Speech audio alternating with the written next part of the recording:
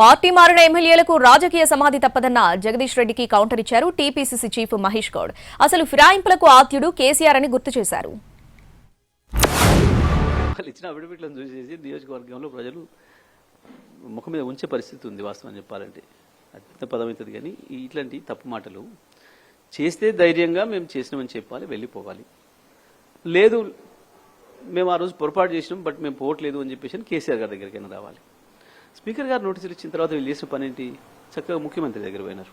నిజంగా మీరు ఒకవేళ అభివృద్ధి కొరకే పోతే ఆయన అకస్మాత్తుగా దౌర్జన్యంగా ముఖ్యమంత్రి మీ మీద కండవగప్పు ఉంటే మీరు వెంటనే బయటకు వచ్చి మాట్లాడేవాళ్ళు కదా. పార్టీ ఫిరాయింపుల గురించి బీఆర్ఎస్ నాయకులు మాట్లాడితే దయ్యాలు వేదాలు వల్లించినట్టుగా ఉంటాయి.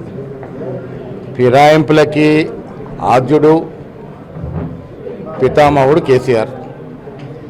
ఇవాళ స్పీకర్ ఇచ్చిన నోటీస్కి ఎమ్మెల్యేలు స్పష్టత ఇచ్చారు. ఇప్పటికీ టీఆర్ఎస్లోనే ఉన్నారు.